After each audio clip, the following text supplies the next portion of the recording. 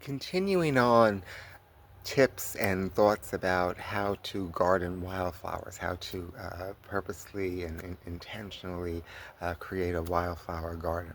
Um, I wanted to say that if you're beginning, if this is you're starting from zero, which is a great place to start, I think the first thing that you need to do is get in touch with your land. Whatever the size of your property is, whether it's 60 feet by 60 feet or it's, you know, 6 acres, whatever the size of your property is, uh, get in touch with it.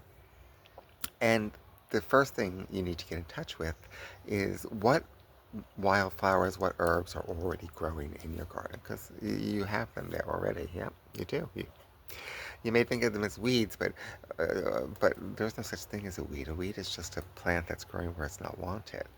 So if a rose bush is growing in the middle of a wheat field, it's a weed, you see. But the but if your yard has wildflowers, it does. It has herbs and stuff already growing, so identify them. I'm going to tell you right now, you have dandelions, which you definitely think of as a weed, but it's actually a food.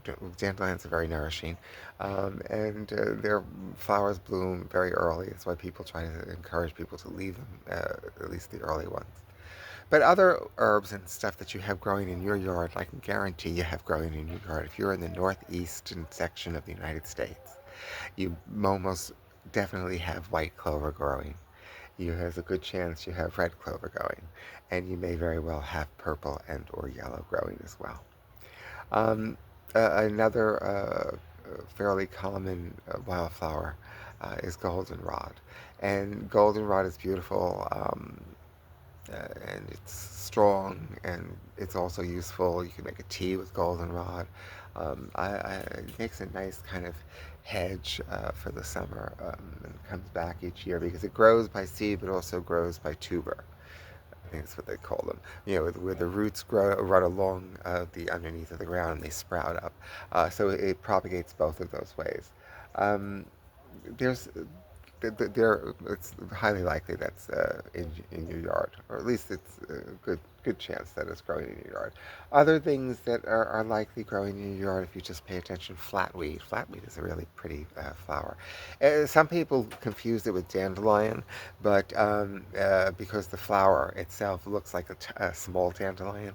But if you look very carefully and you examine both of them, you'll see the petals on the flatweed are a different shape from dandelions, and they are smaller, and the stems are very long and delicate, and they get little puffs when they turn into seed. They're very tiny little puffs, as opposed to the big puffs of dandelion. And I think flatweed is very, very pretty. And the pollinators love it. So if you have flatweed, please try to encourage it in your yard. Another plant that you probably have growing in your yard if you are anywhere in the northeastern section of the United States is fleabane. And fleabane is lovely. It's very similar in appearance to asters, and they bloom throughout the summer. And they're generally white, but sometimes they come in pink or even touches of lavender in them. I love fleabane. And another very common plant in the northeast area of the United States is both broadleaf plantain and the longleaf plantain.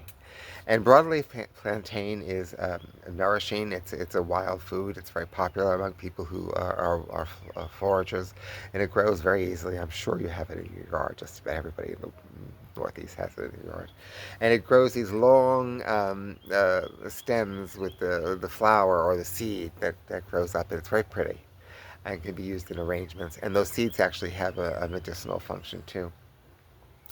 And the broadleaf plantain it has long flowers that people don't usually think of them as flowers, but that's what they are. And they're actually quite attractive. I like to use them in floral arrangements.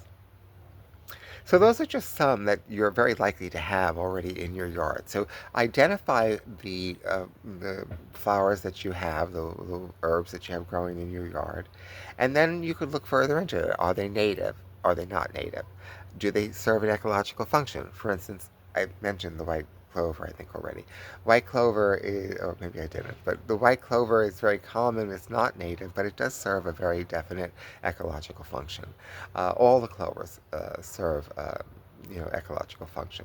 So just because it's non-native doesn't necessarily mean it's not beneficial to the environment, but do look into that, and to encourage the native ones and the ones that do have a definite ecological benefit, and then enjoy it.